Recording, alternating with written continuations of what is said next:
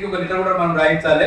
అవసరమైతే రాహుల్ గాంధీని కలిసి అయ్యా మీరు రాజ్యాంగాన్ని పట్టుకుంటారు కదా, మరి ఆ రాజ్యాంగంలో ఏముందో భవిష్యత్ తరాలకు తెలవాలి కదా, ఆ భవిష్యత్ తరాలకు తెలవాలంటే మీరు అధికారంలో ఉన్న ముఖ్యంగా కర్ణాటక అదేవిధంగా తెలంగాణలో అయినా మీరు ఇది పాఠ్యాంశంగా చేర్చమని చెప్పి మనం అడగాల్సిన అవసరం అయితే అనుకుంటుంది.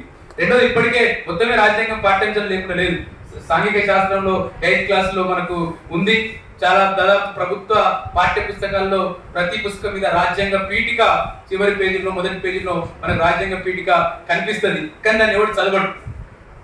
నిన్నగాక మొన్న మెదక్ జిల్లా బూరుగుపల్లి జిల్లా పరిషత్ పాఠశాలలో గత 5-6 నెలలుగా అక్కడ ఒక మనవాది సోషల్ టీచర్ రాజ్యాంగం చెప్పాలి మనవాదని చెప్తున్నాడు. రవిబాబు అని ఒక కమ్మ టీచర్. దానికి వ్యతిరేకంగా చూసి అలసిపోయిన ఒక tribal teacher, Osman university PhD చేసిన ఒక డాక్టర్ నరేందర్ నాయక్ గారు, అరే నువ్వు రోజు ఆయన పేర్లు ఏం చేస్తున్నంటే ప్రార్థన అయిపోయిన తర్వాత జై అనిపిస్తుంటుంది.